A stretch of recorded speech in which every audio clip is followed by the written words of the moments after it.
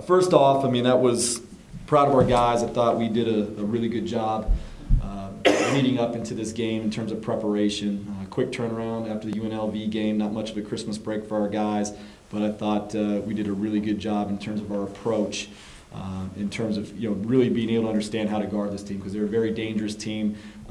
Their record is not indicative of how good they are. I mean, they're a team that's been on the road quite a bit. They were a team that was at home a lot last year, and then Coach Leggins unfortunately has to experience the backside of that to where he has to return those games. And so they're a team that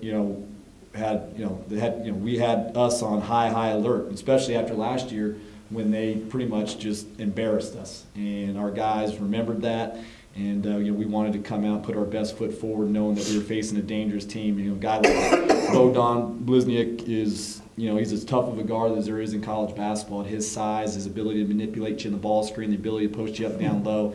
I mean, he's a tough guard. But I thought our guys, there was a few things that we really wanted to do to take away their rhythm, their timing. I thought our guys did a really good job of that for the most part, other than maybe a couple stretches in the first half there, when we kind of about 7 minutes left, and then a little bit of a dry spell in the second half. But I thought overall we did a really good job. They're just taking them out of what they want to do. And they're a team, that's probably the most threes we've given up all year. But they're a team, if you relax, which we did in the first half on Hunt and Benzel, that they'll make you pay. And Gibson and Benzel. And Gibson's a guy that came in here last year and made 7 threes. And so we really wanted to make sure we took away the three-point line, which we do better than any team in the country.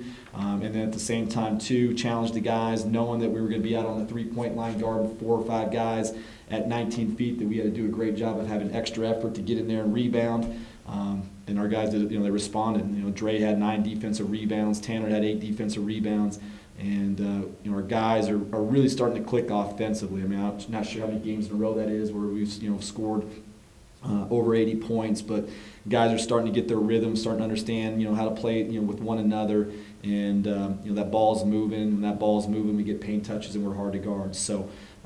It was the first one's always the hardest one in conference, especially when you play at home. I think of all the teams that in conference play here, play their home game, I think we're the only team that won out of 4 teams. And so for us to kind of get that first one out of the way, now we got to get ready for a very good Idaho team that's coming in here after a big win at North Dakota.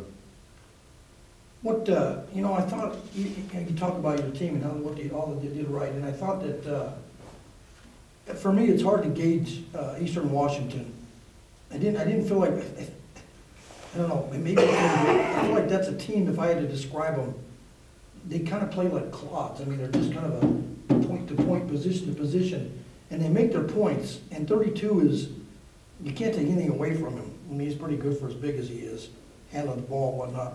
But I thought your kids never let them get into any kind of a spurt, any kind of a, upbeat game, and they just seem to just kind of, we're happy to be behind by 6, by 5, by 7, and never had anything to show for it. Did you feel like you guys were able to dial it down just enough to be in control? Does that make sense?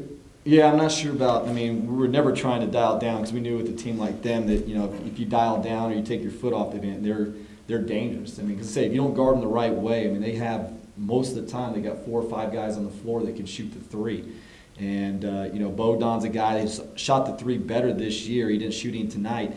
He's a guy that just, he can really manipulate the game. And, if you don't guard those other guys the right way, they can go in spurts. And so that's where, even though, in the first half you have a 13-point lead, they can make 2 threes in a row, and now it's a, 2-possession game. And for our guys to really just stay locked in and focused, for 75, 80 defensive possessions, that's what ultimately, won us the game. And that's something that we, try to really teach these guys and talk to these guys about, possessions, and understanding that, to be a championship level team, you got to play each possession like it's your last. And the teams that do that, because this league right now, there's a lot of good teams, and in order to kind of separate yourself, the only way you're going to do that, we're not going to do that just from a pure talent standpoint. We're going to have to do that from a collective toughness and an ability to push through when the other team is what team's going to grab the wall first is what we say. And I thought in the first half we grabbed the wall a little bit there at the 6-minute mark, but after that I thought our guys really dialed it in and, you know, showed a tenacity that they've shown over the course of the last, you know, 8 to 10 games.